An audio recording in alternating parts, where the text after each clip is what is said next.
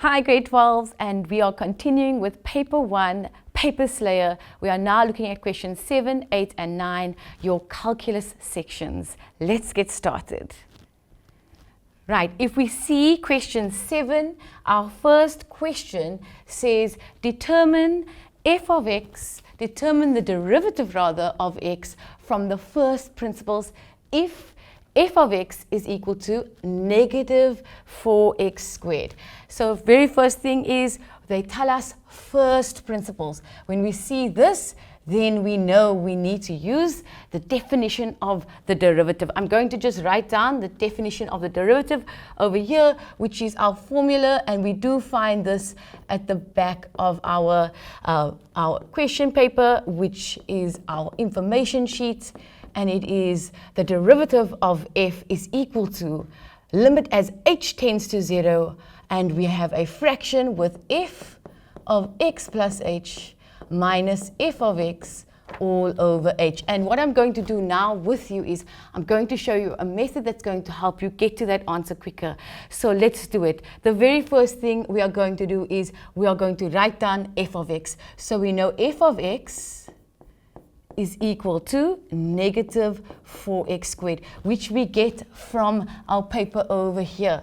And let's just put the 2 properly there. There we go.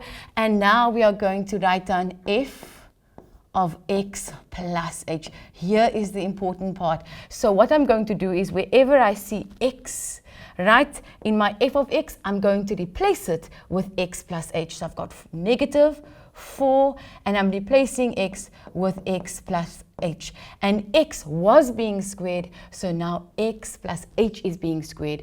What we are going to do now is we are going to simplify. So I'm going to simplify f of x plus h, and what I get over here, when I simplify, I multiply out my 2 brackets. It's the square of the first term.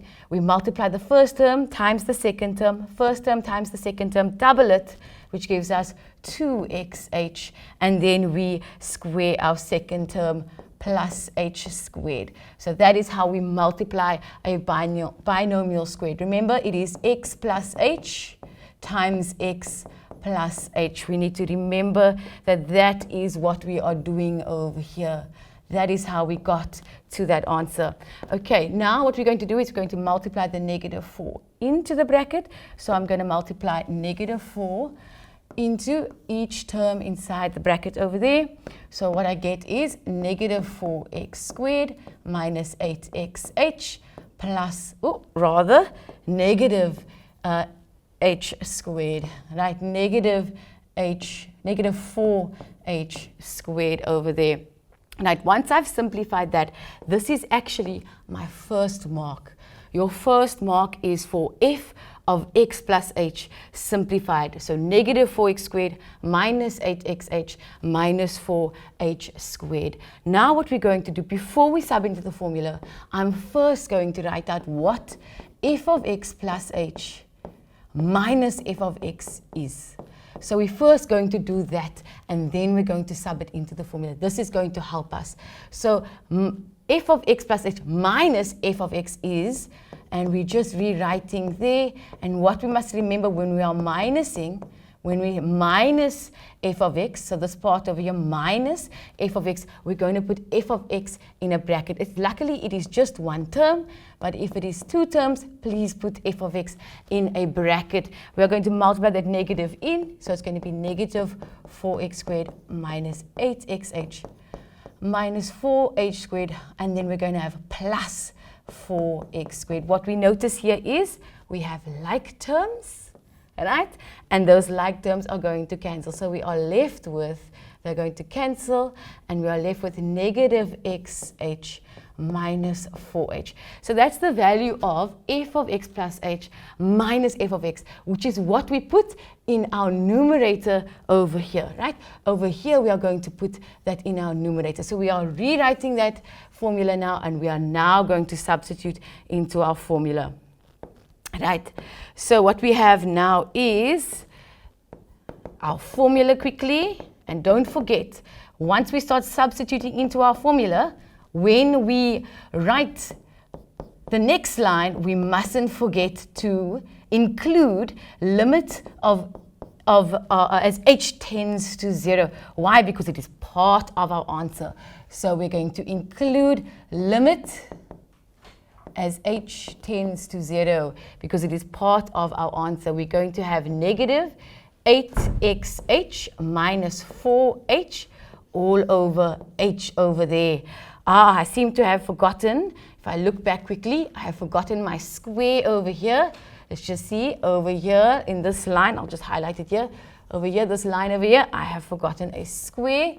Right, it is negative 8x h minus 4h squared. Right, negative xh minus 4h squared. There we go. And so that is my value over there. And that means that this is also a square over there. Apologies for that. So now let's just move on.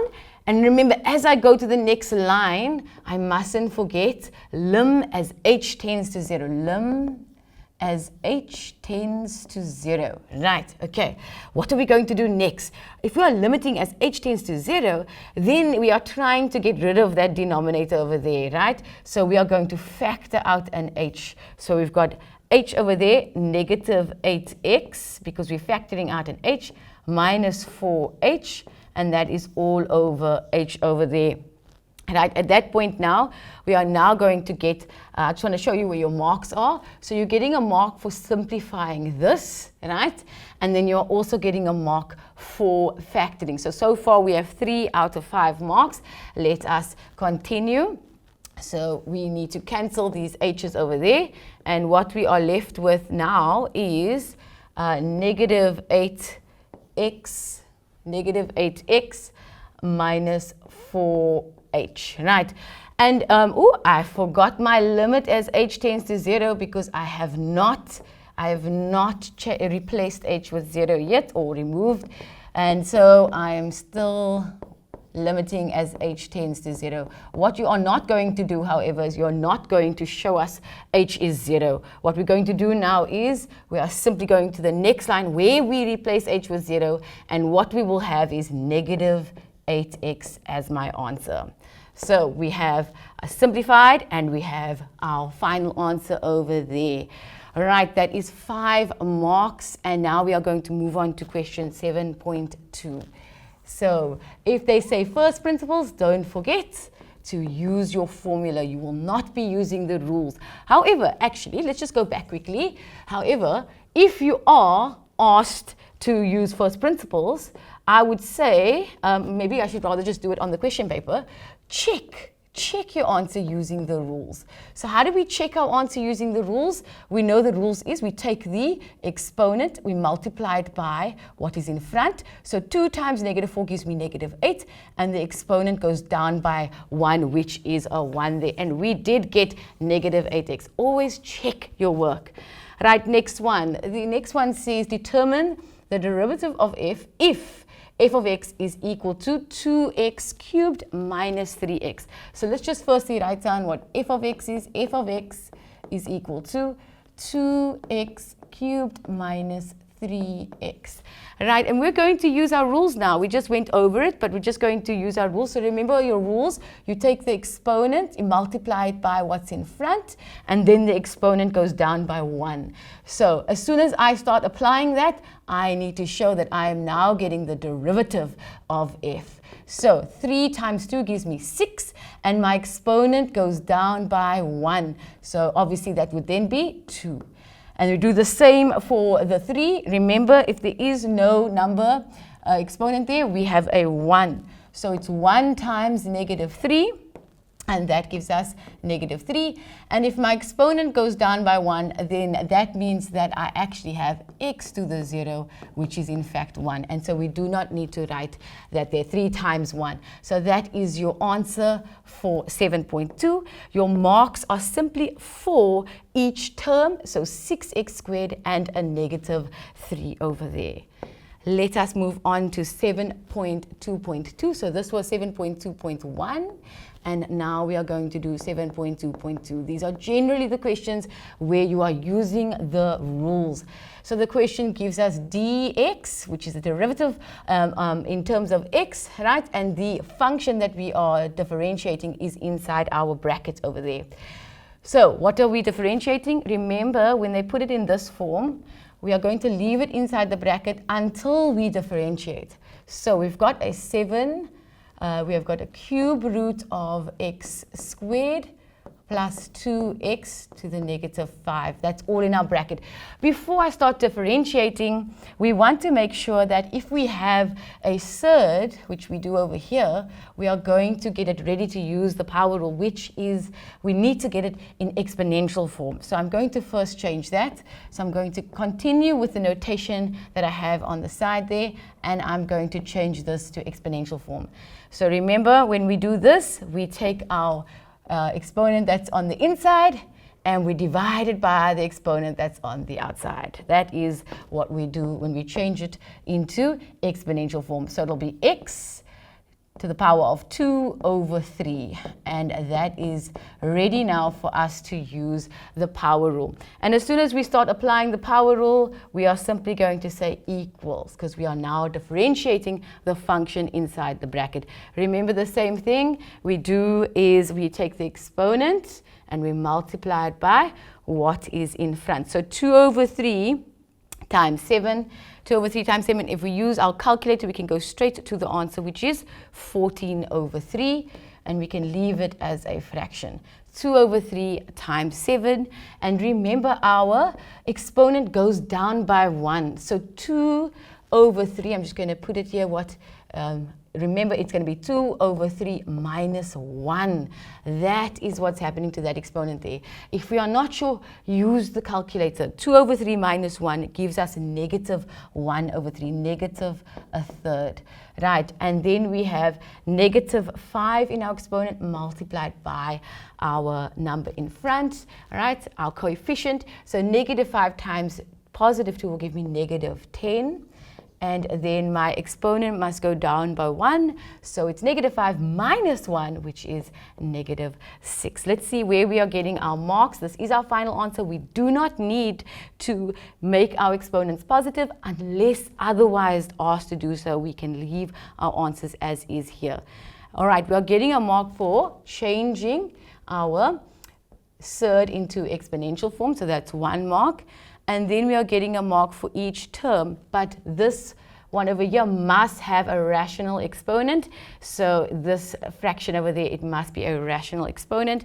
And then we are getting a mark for negative 10x to the negative 6. That is your 3 marks for 7.2.2. Okay, let us move on to 7.3. Let's look at the question. It says, for which values of x will the tangent to f of x equal negative 2x cubed plus 8x? So we've got the function, right? And they want to know for which values of the tangent to this function will have a positive gradient. Okay, so which values of x will the tangent of this function have a positive gradient? The first thing we need to talk about is the tangent to any graph, right?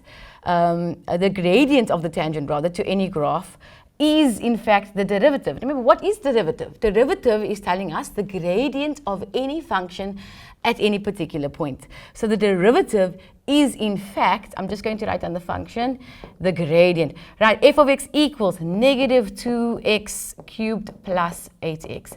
And we know that the derivative of this function is going to be the gradient of this function. So what we're going to do is we're going to get the derivative. So the derivative of this function, derivative of f. And how do we do that?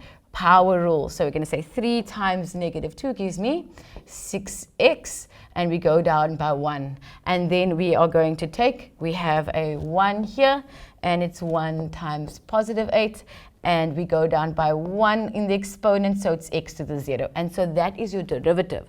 Now the question says the derivative must have it must be positive. So the derivative or gradient, because they're the same thing, right, must be positive. So in order for us to find out for which x values will make it positive, we are going to set the derivative greater than 0. We're going to use an inequality. So if we want positive gradient, we want our derivative to be greater than 0, right? For a positive gradient. Lovely. Right. So we're going to take our derivative, which is 6x squared plus 8, and we're going to set it greater than 0. And by doing that, we can now find the values of x that will make this derivative positive. So the first thing we are going to do is we are going to solve for x. So we're going to take 8 over. So we've got 6x squared. And then we have minus 8. We're going to divide by 6. So we've got 6 divided by, so we've got x squared greater than, and we're going to divide by negative 8 over 6. I made a mistake somewhere. I'm starting to see that this was not actually possible. And the reason why it's not possible is, let's just show you, negative 8 over 6. I've got a negative, and if I square root a negative, I'm not going to get my CVs. That's impossible, right? So where did I make my mistake? My mistake was right over here, right? Okay, my mistake was over here. Can we see that 3 times negative 2 should give me negative 6? My apologies there. So I've actually got a negative 6. Negative 6x squared is greater than negative 8. And when we divide, we are going to say negative 8 divided by negative 6. Always good to check that work, right? So negative 8 divided by negative 6 gives me greater than 4 over 3. Right, I've got x squared. So what we're going to do now is we're going to square root 4 over 3, and that's going to give me my CVs. My CVs is equal to negative or positive, right? Negative or positive 4 over 3. Okay, plus minus 4 over 3. Sorry, the square root of 4 over 3. Which is, and you can simplify it to the square root, or rather 2 over the square root of 3. Okay, so we can either leave it as square root 4 over 3, or we can have it as 2 over root 3, because 4 is a perfect square. Those are my CVs, right? So how do I answer the question? Usually when you're in a greater than, we are looking at a, and if we look at it this way, we actually have a sad face parabola. So let's get our, we have a sad face parabola, because I forgot about that negative there. Sad face parabola. And if we are looking at intercepts of the sad face parabola, then we are looking at greater than. So we are looking at everything between, right, between the two CVs. So this is your greater than, okay, greater than. And your first CV is the smaller one on the left-hand side, which is negative. It is negative 2 over root 3. And our bigger one is positive 2 over root 3. So that's our two CVs. And if we are looking at greater than, we've been dealing with greater than, we are going to get between the two values. So the answer is going to be negative 2 over root 3, and x is between positive negative 2 over root 3 and positive 2 over root 3. I just want to just quickly go and have a look. Okay, that is what we were doing. And now we are going to look at where our marks are, right? So where are our marks coming from? So our first mark is, and you are not going to believe it, it's only 3 marks for this one. And our first mark is actually for our CVs. So doing all of that, setting our derivative equal to greater than 0, getting our CVs, that is our first mark. So our first mark is for showing that your CVs are 2 plus or minus 2 over root 3. And then our final mark is actually for the inequality. So you're getting 2 marks for the answer, but it must be those CVs. So the CVs you have here must be correct, and therefore you will get your 2 marks over there. So that was question 7, and now we are going to move on to question 8. Right, let's look at question 8. Question 8 over here gives us, right, starting off we have f of x equals negative x cubed plus 6x squared minus 9x plus 4. and then they actually give you the same function just factorized for you. Just be careful of this bracket over here. We notice that we have a negative x over there. So when we get into it, we were going to address that when we do the questions. All right, let's get started. So 8.1, determine the coordinates. Coordinates, where is that coordinates of the turning points of f? Now we know, let's just see what kind of function is this. This is, if we see the negative here, we know that it is a decreasing function, so it looks something like this, right? It looks something like that. I'm just assuming that that's the shape of the graph, but just for this question, where is our turning points? Our turning points is when our derivative is going to be 0. And why is that? They are stationary points, and that means that our derivative is equal to 0 at these points. So what we're going to do now is we are going to set our derivative equal to 0. That is our aim for this question. So we first have our function, and we don't want it in factored form. We want it like this, so that we can use it and use the power rule to find our derivative. So what we're going to do is our derivative of f is equal to, I'm going to go straight to that one. And remember, we use the power rule. So 3 times negative 1 will give me negative 3x. And then the exponent goes down by 1. So I've got 2 times positive 6 gives me positive 12. And I go down by 1, so it's x to the 1. And then I've got 1 times negative 9, which gives me negative 9. And my x falls away because it's x to the 0. And that is my derivative. That is actually your first mark, is getting your derivative. The second mark is setting your derivative equal to 0. So we can set our derivative equal to 0. So we say negative 3x squared plus 12x minus 9 is equal to 0. Remember, we are trying to find our stationary points, our turning points. So we want to set our derivative equal to 0. Okay, what we have is a quadratic equation, and we are now going to solve. I'm first going to get rid of the negative by multiplying or dividing by negative, and it looks to me like I can get rid of negative 3. Right, because it is a factor right through. So if I divide every term by negative 3, what will be left? Remember, if I divide 0 by negative 3 on the right hand side, 0 divided by anything is simply just 0. So we know we're going to have a 0 on that side. So I'm going to divide by, let me write what I'm doing right through on the right hand side. So I'm going to divide by negative 3 right through.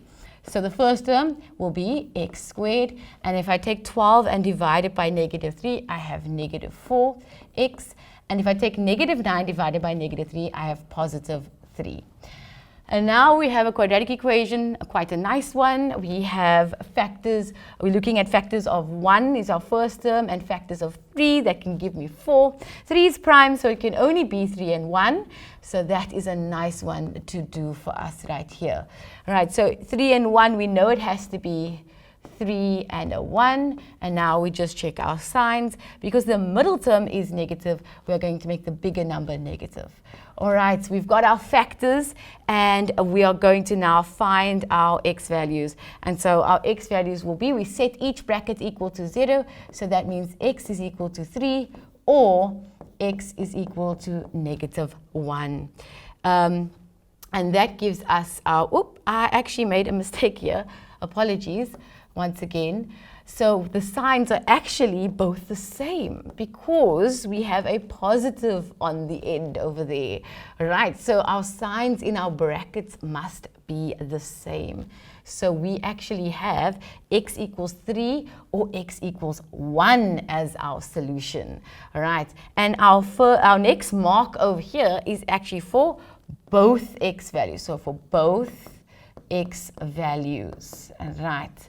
And now, in order to get your y values, how do we get our y values? Remember, it's coordinates. So once we have our 2 x values, we need to get our 2 y values. And to get our 2 y values, we just simply sub our x values back into our graph. And it's our original, not into the derivative. So sub x equals 3 into f. right? And when we sub it into f of x, we are going to get f at, and if I put 3 in x's place, I will get, let's just do the calculation. In fact, I can use this one over here. This one will be a nice and easier one to use because it's nice and easy to put into the calculator. So I've got x minus 1. So I'm going to have 3 minus 1, and that is being squared. In fact, I can probably do this in my head. And I've got negative 3 plus 4. And when I put that into the calculator, I should get an answer of 0. Right, that means that this point is 3 and 0. Right, and then our next one is when we want to find the y value for f at 1. F at 1, we're going to say 1 minus 1 squared. Sorry, 1 minus 1 squared. So we don't get 0 here. We get 3 and 4. My apologies, 3 and 4. The next one is the one where we get a 0. So it's negative 3 plus 4 over there, and we put this into the calculator, we will get a 0. Why do we get a 0 in this one? Because we have 1 minus 1, and that gives me 0 squared. Here I've got 3 minus 1, which is 2 squared, and negative 3 plus 4 is simply just 1, right? So I've got 4 times 1 over here, which is 4, and over here I've got my 0 times my bracket, which gives me 0. My next point would be 1 and 0. So those are my 2 coordinates of my turning points. And where is our marks going on next? And it's only one more mark. And the mark is actually for both y values. So I'm going to put the mark here and I'm going to say both y values. So after you got both x values, the last mark is for both y values correct. However, it is very important. If they tell you to put it in as a coordinate, you must write it as a coordinate point. So our 2 coordinates are, we can say our TPs are 3 and 4, and our second turning point is 1 and 0. Okay, so those are our 2 turning points. Let us have a look at the next question. It says, draw a sketch of the graph of f.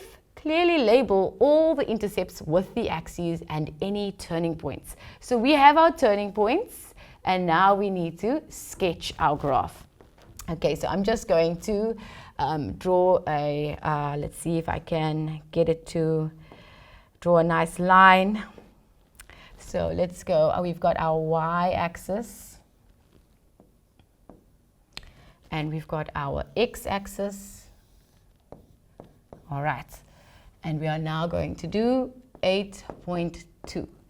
Okay, on the side over here, I'm going to do some calculations if I need to. So let's see, what do we need to know? Let's look at what we have already. So what do we need to know? Let's see if we can look at what we have. So what we have is, we actually in fact have our turning points. We also have our y-intercept because of the 4 over there. Remember, if this is in this form, in standard form like this, then that term over there is our y-intercept. We can easily see it because if we make each one of these x terms 0, then we'll be left with positive 4. So we know that our y-intercept is 4. All right. We also know our turning points is 3 and 4 as well as 1 and 0.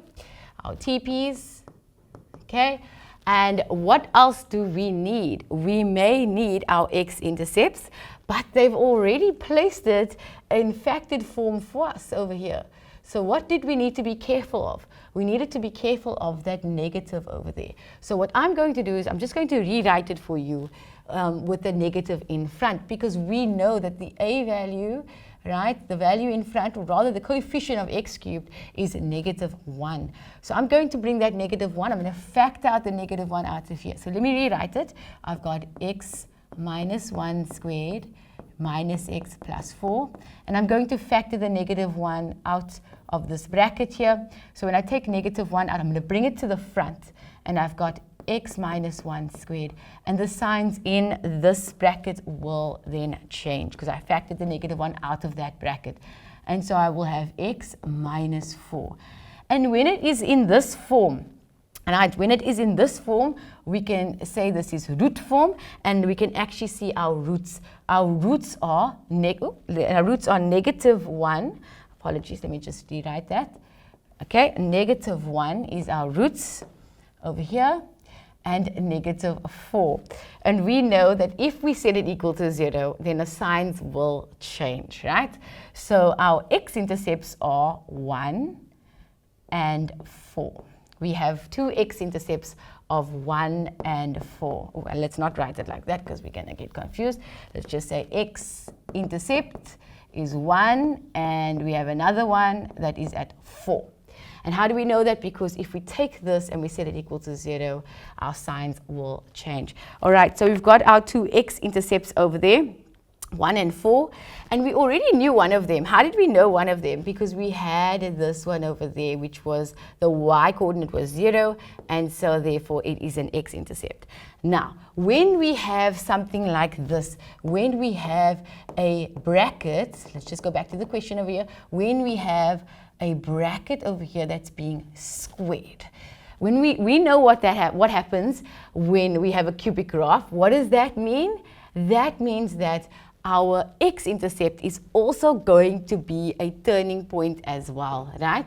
Okay, so I like to call it a bounce point because it seems like it's bouncing off the x-axis. So let's see how that's going to look. We should know that we're going to have a turning point at that point as well. I'm just going to highlight all the stuff we know. We know that our y-intercept is at 4, so I'm going to place it there, right? Let's place it over here. So 4 is our y-intercept. We know we have a x-intercept and a turning point at 1. We also have another x-intercept at 4, so I'll put it over here. And then we have another turning point, remember, at 3 and 4. So somewhere close to 4, 3 and 4, and it matches up with 4, so somewhere over there we have another turning point. Okay, we also know that it's a decreasing function. How do we know that? We were given -1 as our coefficient of x cubed. So let us start drawing that graph. Remember I said as it hits the x-axis, I'm struggling with this one. Let me just neaten this up. Okay, so as it hits the x-axis, right, it's going to bounce off, and then it's going to curve up, make another turning point, and cut the x-axis again over there. We put arrowheads on the end. Don't forget to label your axes as well. And there we go. Remember, this is a graph. So guess what? All this working out that I did on the side does not get marked. We don't even look at it because we ask you to draw a sketch, and your marks come from the sketch alone. So let's see where you're getting your marks from. Your marks are 4. Both x-intercepts, correct. So both of them together, correct, you get 1. So that's both x-intercepts, right? Okay, both turning points. So both turning points, right? So I'm going to put the mark there. Both x and y-intercept, I would assume, because that one turning point there. So let's just rewrite that as both. So I'm going to say it like this, rather. Your x and y-intercept is the one mark, x and y-intercept, right? Both turning points gives you a mark, and then another mark is for your shape. So if you don't have a decreasing graph and your shape doesn't look like this, then unfortunately you will not get the mark for shape. All right, that is your 3 marks for your graph, and we did have to think about it. We had to figure it out, but all the information was given to us quite nicely. So 8.3 is our next one, which says use the graph to determine the values of k, for which -x cubed plus 6x squared minus 9x plus 4 is equal to k.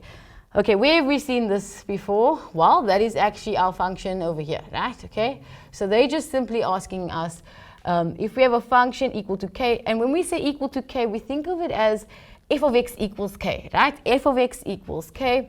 Well, what kind of graph is that? F of x equals k. We're thinking of straight lines cutting our cubic, okay? Straight lines cutting our cubic.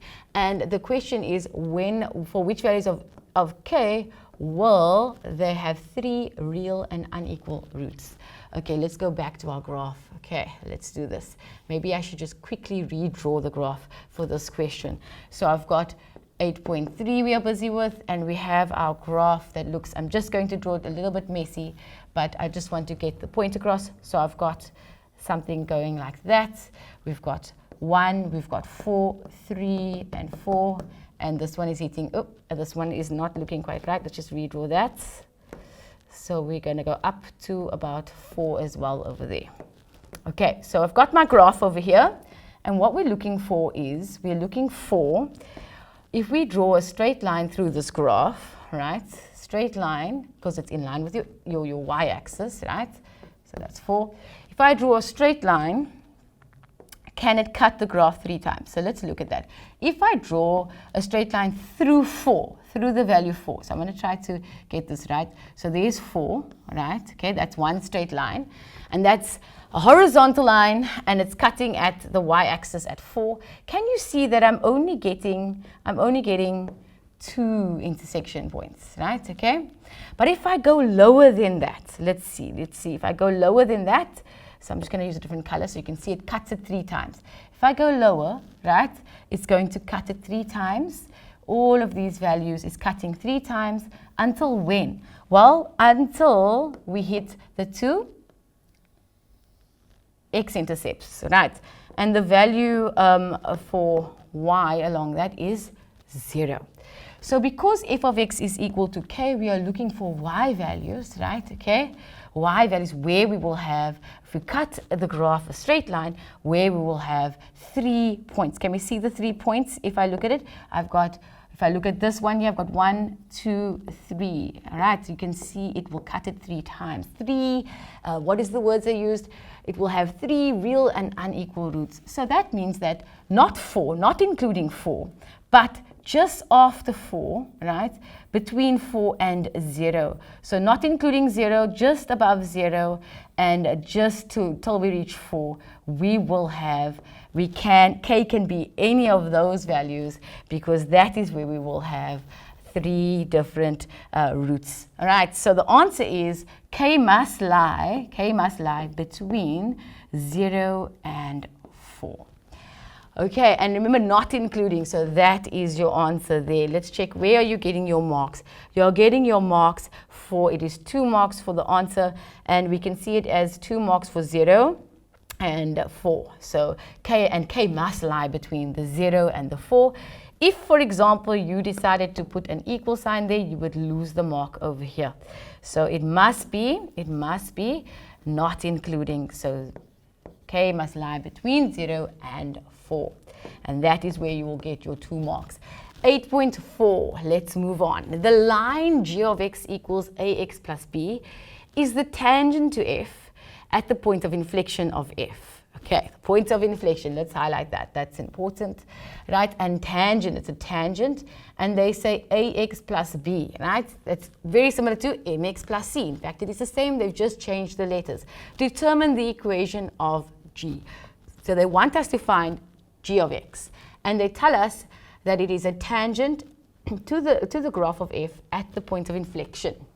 Okay, so is there a way we can find the point of inflection? Well, generally the point of inflection is when, and how do we know where to find the point of inflection?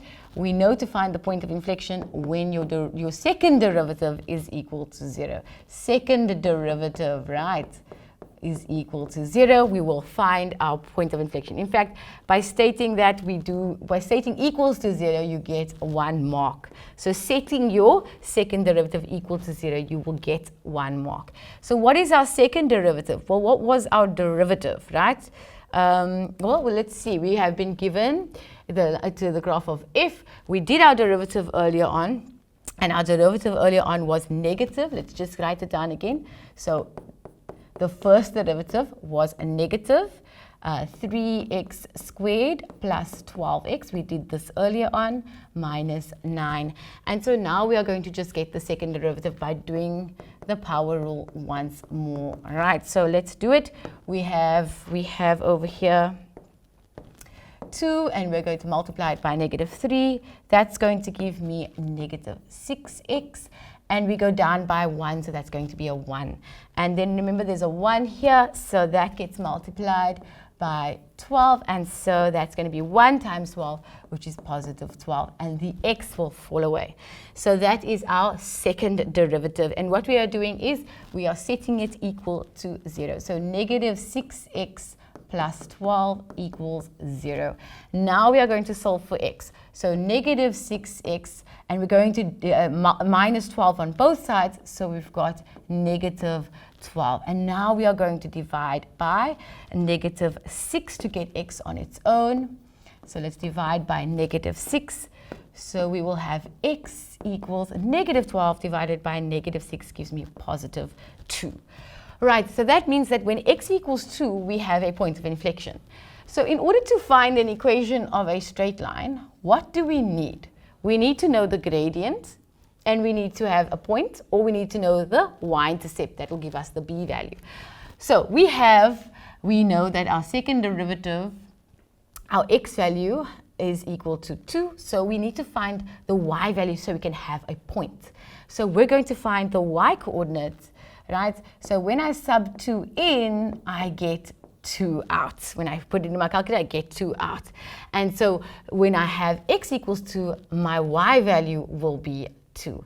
And so therefore, I actually have a point which is 2 and 2. So I have a point. And what I still need is either the gradient, or I need to have the b value. We call it the b value over there, the y-intercept. All right, so in order for us to get the y value, that's not possible here. We can't get the y-intercept, but we can find the gradient. How can we find the gradient? We can find the gradient of f when x is equal to 2, right? We can find what is the gradient of f when x is equal to 2. How do we do that? The derivative. The first derivative can tell us what the gradient is at any particular point. So we're going to sub not x in, we're going to sub 2 into the first derivative. So 2 goes in there, and we will have negative 3 times 2. Remember our first derivative above, we are subbing 2 into x over here in our first derivative. So we've got 2 squared plus 12 times 2 minus 9. And then we put it all into our calculator, and we will get our derivative, which is 3. What is the derivative? The derivative is actually the gradient of f when x is 3. It can also be seen as the gradient of the tangent, right?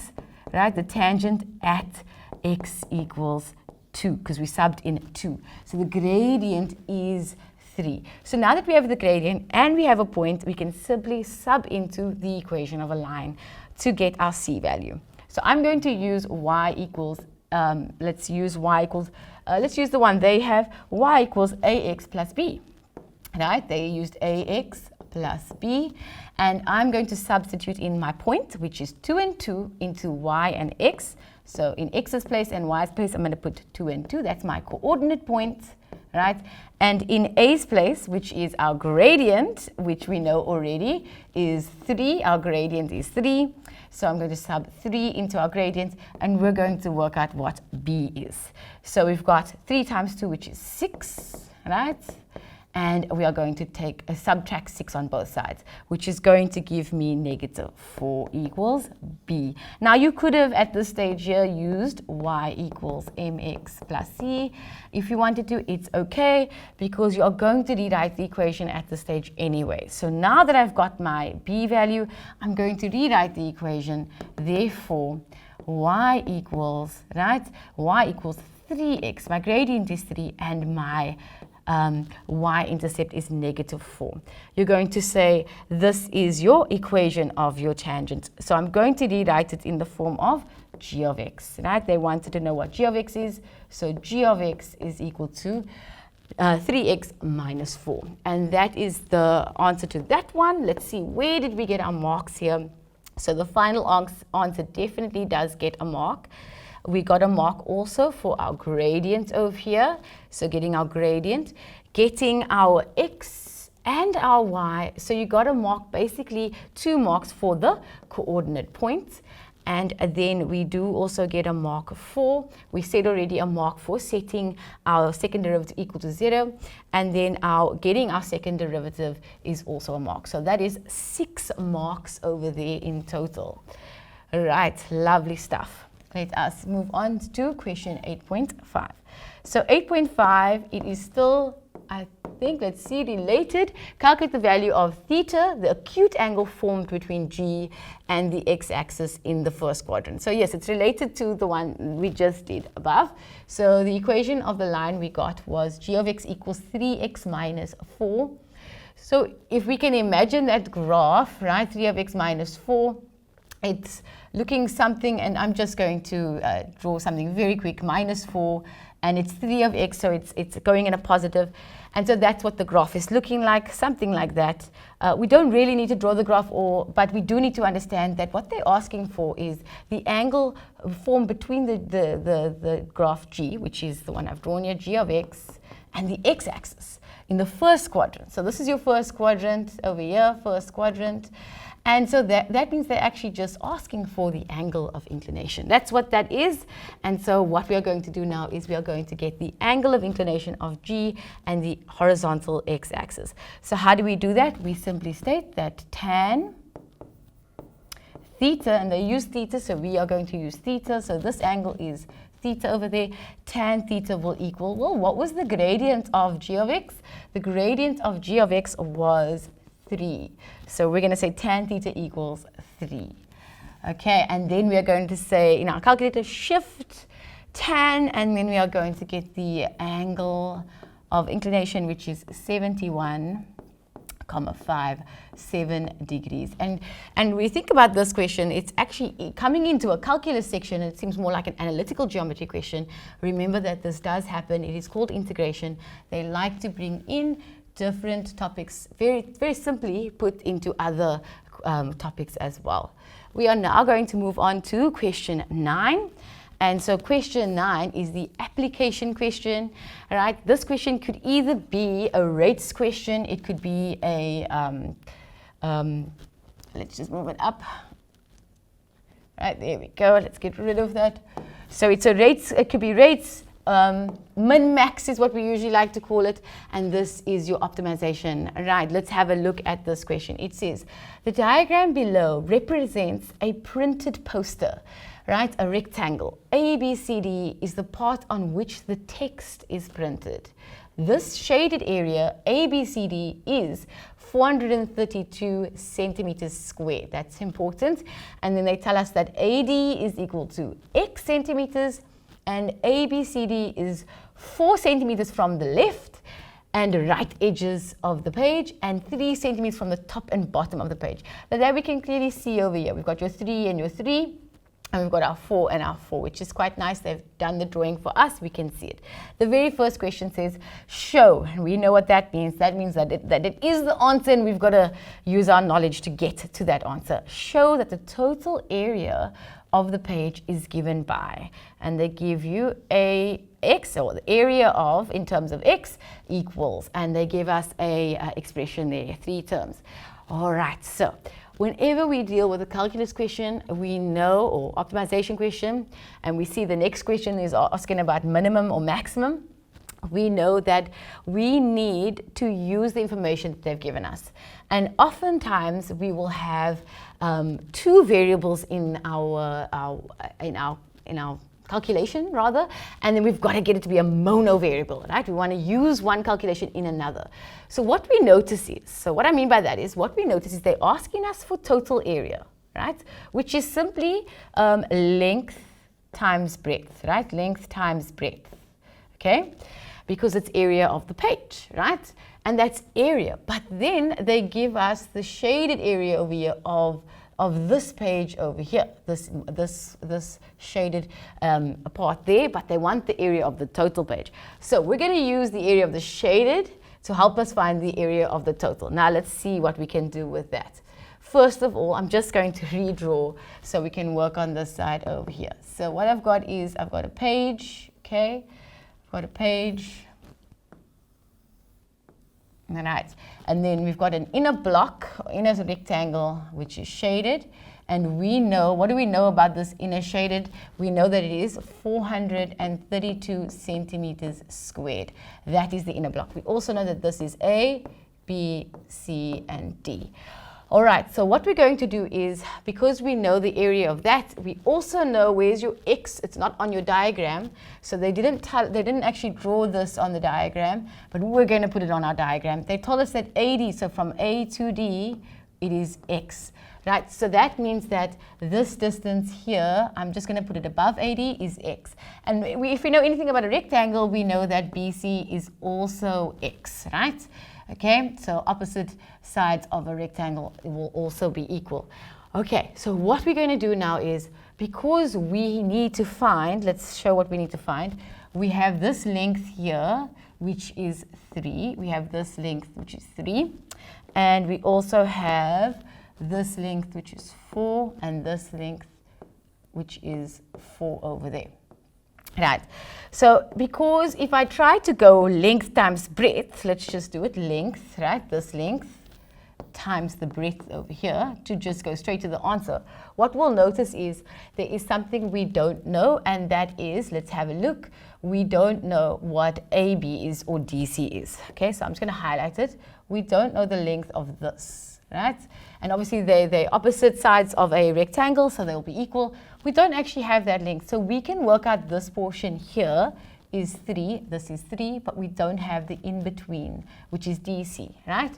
So we need to find that. And what we're going to do is we're going to use the area of the shaded region to find that for us.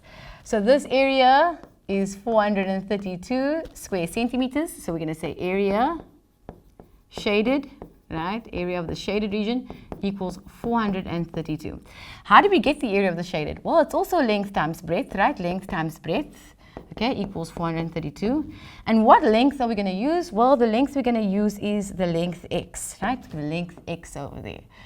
Right, so the length x, and what breadth are we going to use? We're going to say 80. So x times, we're going to call it 80, right? X times, let's just move this up a little bit, or rather, there we go. X times 80, right? That gives me 432. So what is 80? Well, 80 is, remember, 80 is this. 80 is this length over here.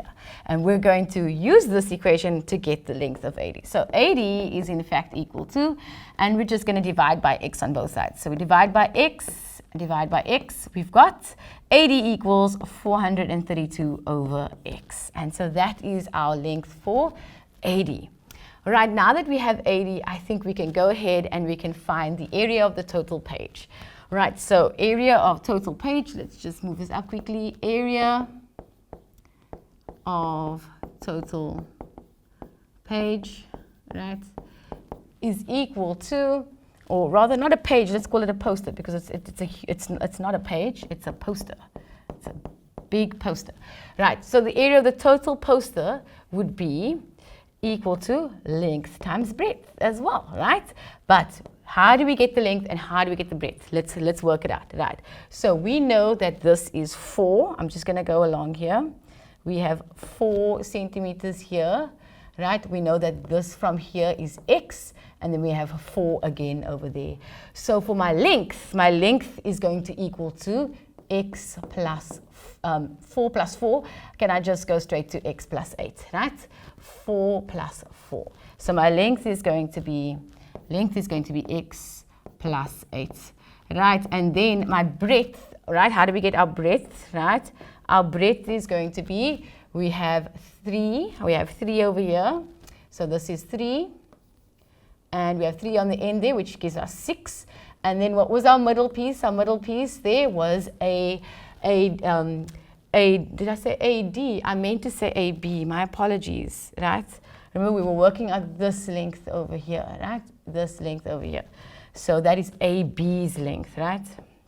So we've got AB, and that is 3 plus 3 plus AB, right? Which gives us 432 is AB over x, plus 3 gives us 6 over there. We are not done, so I'm just going to move up. We now know, we saw the picture, we know what it looks like. we now need to simplify this because they asked us to show that it is equal to this, and we need to show that. So what we're going to do now is we're just simply going to multiply x times 432 over x, just leaves me with 432, right? X times 6 gives me 6x. All right, now we've got 8. 8 times this gives me, I'm just going to write it as 8 times 432 over x. And then we've got 8 times 6, which gives me 48. And let us see if we can simplify using our calculator now. So what we should have is, and I'm going to rearrange also a little bit, 8 times 432 gives me 3,456 over x.